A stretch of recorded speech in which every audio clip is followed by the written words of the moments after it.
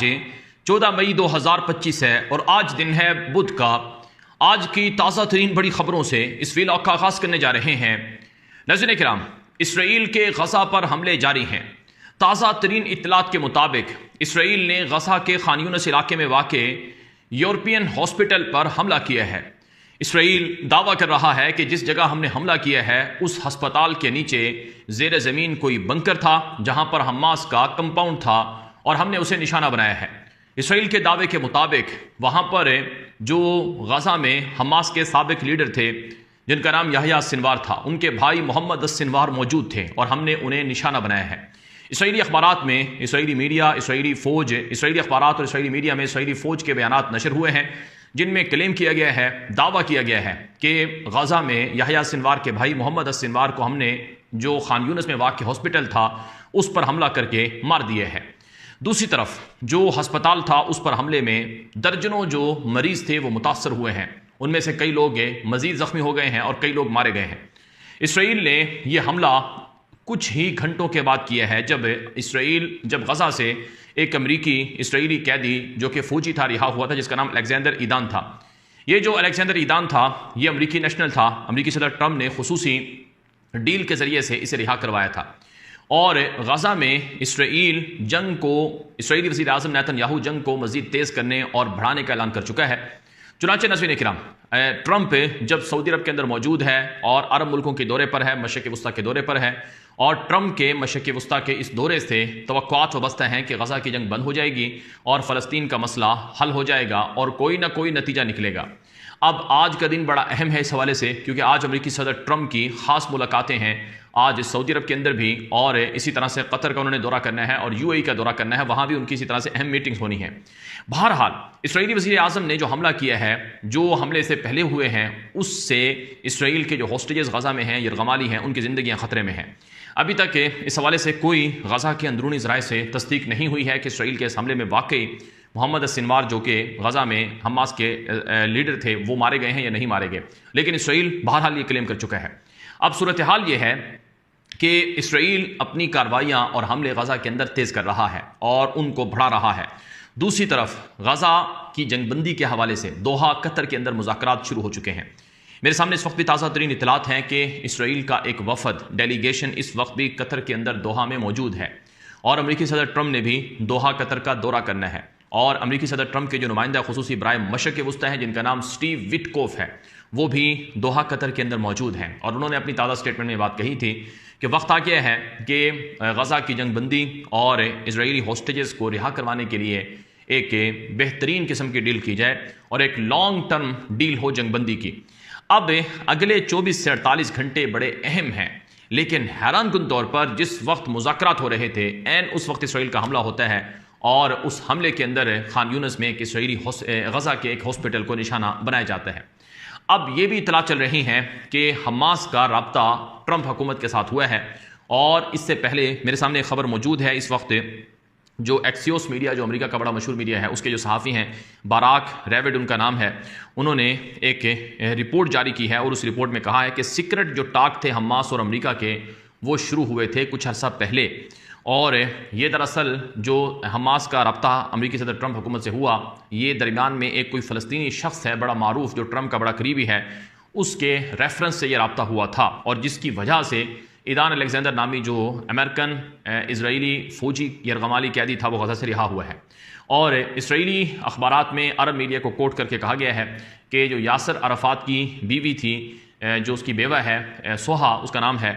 اس کے ریفرنس سے امریکہ کے ساتھ حماس کا رابطہ ہو۔ بہرحال جو بھی ہے یہ بات کنفرم ہو چکی ہے کہ حماس کی امریکی حکومت کے ساتھ، ٹرمپ حکومت کے ساتھ بات چیت چل رہی ہے، اور حماس نے اسی وجہ سے حسن نیت کے ذریعے سے انہوں نے ایک قیدی یرغمالی رہا کیا امریکہ کے صدر ٹرمپ کے لیے، تاکہ وہ غزہ کی سیز فائر ڈیل کو، جنگ بندی ڈیل کو آگے بڑھا سکیں۔ لیکن جس طرح سے اسرائیل کے حملے ہیں اور جس طرح سے اسرائیلی وزیر اعظم نیتن یاہو نے اعلان کیا ہے کہ ہم ایک مختصر جنگ بندی کا معاہدہ کر سکتے ہیں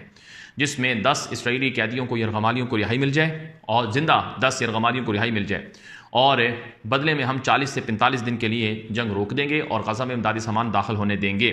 لیکن ہم پھر جنگ شروع کریں گے، اور یہ جنگ ہماری آخر تک جائے گی، اور جب تک ہم حماس کو مکمل ختم نہ کر دیں اور ٹوٹل وکٹری غزہ پر حاصل نہ کر لیں تب تک ہم جنگ بند نہیں کریں گے۔ اسرائیلی وزیر اعظم کی تازہ ترین سٹیٹمنٹ موجود ہے۔ تو اب غزہ کا جو مسئلہ ہے ناظرین کرام وہ الجھا ہوا ہے، اور اتنا گمبھیر طریقے سے الجھا ہوا ہے کہ اس کا کوئی حل نظر نہیں آ رہا ہے۔ اب آپ دیکھیں امریکی صدر ٹرمپ نے سعودی عرب سے 600 ارب ڈالر لے لیے ہیں، اور سعودی عرب کے اندر ان کا بڑا شاندار تاریخی استقبال بھی ہو چکا ہے، اور سعودی حکومت سے توقعات وابستہ ہیں کہ وہ غزہ کی جنگ کو بند کروا دیں گے۔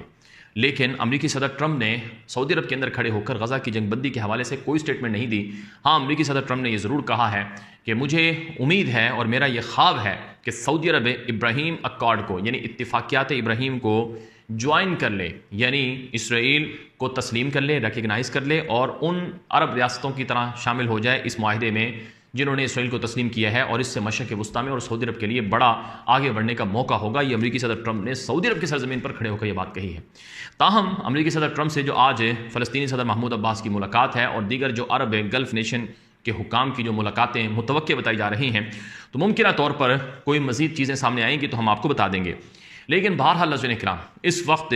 جنگ غزہ کی روکنے کے لیے قطر کی بڑی کوشش ہے، اور اس حوالے سے ترکی کی بڑی کوشش ہے، اور مصر اور اردن اور سعودی عرب جیسے ملک بھی اپنے طور پر کوشاں ہیں۔ لیکن اب نتیجہ دیکھنا ہے کہ یہ نتیجہ کیا نکلتا ہے، اور پھر اسرائیل کے اندر جو عوام ہے وہ احتجاج کرتی ہے، وہ یہ کہتی ہے کہ غزہ کی جنگ بند ہو، کیونکہ اسرائیلی جو ہوسٹیجز یرغمالی غزہ میں ہیں ان کی زندگیوں کو خطرات لاحق ہیں۔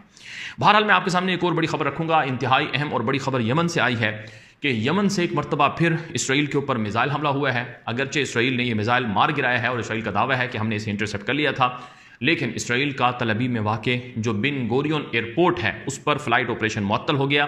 اور کئی فلائٹیں وہ نہ اڑ سکیں نہ ہی اتر سکیں، اور اسرائیلی ایئرپورٹ کے اوپر سائرن بجتے رہے، اور خطرہ لاحق تھا کہ کہیں پھر ماضی کی طرح، یعنی 2 ہفتے پہلے جو تل ابیب کے قریب ایئرپورٹ میں بن گوریون کے قریب جو میزائل گرا تھا، کہیں پھر ایسا حملہ نہ ہو۔